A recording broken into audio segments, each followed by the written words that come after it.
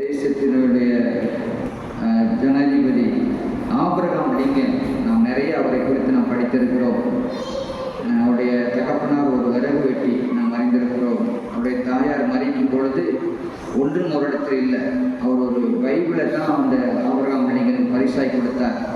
அந்த பைபிளை அவர் திருப்பி பார்க்கும்போது ஒவ்வொரு பக்கமும் நினைத்து இருந்துச்சு, அப்படியே ஈரமாக இருந்துச்சு. அது தண்ணி பட்டால் எப்படி காஞ்சி இருக்குமோ அந்த மாதிரி. என்னன்னா அந்த அம்மா கண்ணீரோடு தன் பிள்ளைக்காக ஜெபித்து வேதத்தை வாசிக்கும் பொழுது அந்த கண்ணீர் துளிகள் விழுந்து அந்த வேதம் அப்படியே நினைத்து காஞ்சி போனதாக இருந்துச்சு ஒவ்வொரு பக்கமும். அவர் இந்த அடிமை வியாபாரத்தை ஒழிப்பதற்காக ஆபிரகாம் லிங்கன் மிகவும் கஷ்டப்பட்டு தேசத்தில் ஒரு சட்டத்தை நிறைவேற்றினார். இனிமேல் அடிமை தொழில் இருக்கவே கூடாது என்று சொல்லி இதில் கோபமடைந்த ஒரு வெள்ளையன் அவரை சுட்டு கொண்டார். அவர் மரித்து போனார். அவருடைய இறுதி ஊர்வலம் நடக்கிறது அந்த அமெரிக்க தேசத்தில். அது மிகப்பெரிய ஒரு கூட்டம். அங்கே எல்லா கருப்பின மக்களும் அந்த இடத்துக்கு அவர் வந்திருக்கிறார்கள். ஒரு போட்டோவை கூட நான் பார்த்தேன். அப்போ ஒரு தாயார், ஐயோ நம்முடைய விடுதலைக்காய் உழைத்த ஒரு மனிதன் இவரை சுட்டு கொண்டு விட்டார்கள், தம மகளே நீ அவரை கடைசியை பார்த்துக்கொள் என்று சொல்லி தன்னுடைய அந்த குழந்தையை தோல் மீது அந்த தாயார் தூக்கி வைத்து, அதோ நமக்காய் பாடுபட்டு மரித்த நம்முடைய விடுதலைக்காய் மரித்த மனிதன் கடைசியை அவரை பார்த்துக்கொள் என்று சொல்லி அந்த தாயார் கதறினார்களாம். அந்த ஒரு குழந்தை தோல் மேல ஒரு போட்டோவும் உண்டு.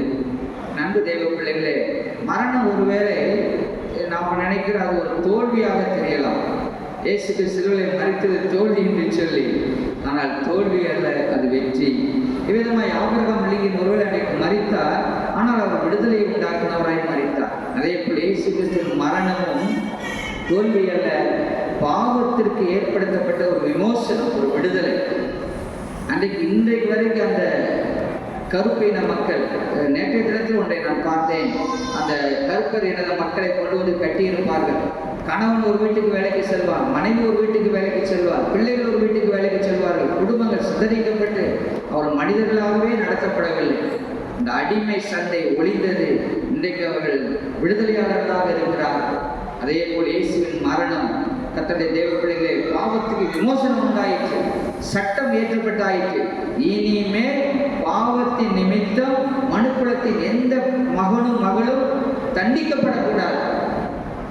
அது அவர்கள் அந்த இயேசுவை நம்பி விசுவாசித்து ஏற்றுக்கொள்ளும் பொழுது அவர்களுக்கு மரணத்தின் தண்டனை இல்லை, விடுதலை, நித்திய விடுதலை, நித்திய ஜீவன், பரலோக வாழ்க்கை என்று சொல்லி அந்த யாரெல்லாம் அந்த இயேசுவின் அந்த மரணத்தை நம்பவில்லையோ, வேதம் சொல்கிறது அவர்கள் ஏற்கனவே நியாயந்தீர்க்கப்பட்டு விட்டார்கள். அவர்களுக்கு பிசாசானவனுக்கு ஏற்படுத்தப்பட்ட அந்த நித்திய மரணம் அவர்களுக்கு உண்டு என்று சொல்லி இன்றைக்கு இந்த புனித வெளியிலே நானும் நீங்களும் இயேசுவோடு கூட மரிக்கும் பொழுது நாம் அவரோடு கூட உயிர் தெழுவோம். ரோமர் 5 அதை வாசிக்கிறோம், 8 வாசிக்கிறோம். அதுதான் ஞானஸ்தானத்திலே நாம் அறிக்கை செய்கிறோம். இந்த நாளிலே நீங்கள் நான் யோசித்து பார்ப்போம். நம்முடைய பாவ வாழ்க்கைக்கு ஒரு முற்றுப்புள்ளி வைப்போம். இயேசுவின் மரணம் நமக்கு ஒரு விடுதலை. அவர் சட்டம் ஏற்றிவிட்டார். பாவத்தின் சம்பளம் மரணம் இருந்து இருந்த சட்டத்தை இயேசு விசுவாசிப்பவர்களுக்கு நித்திய ஜீவன் என்று எழுதியிருக்கிறார். கண்களை மூடி செபிக்கலாம். தகப்பனே, உங்களை பார்த்து வருகிறோம்.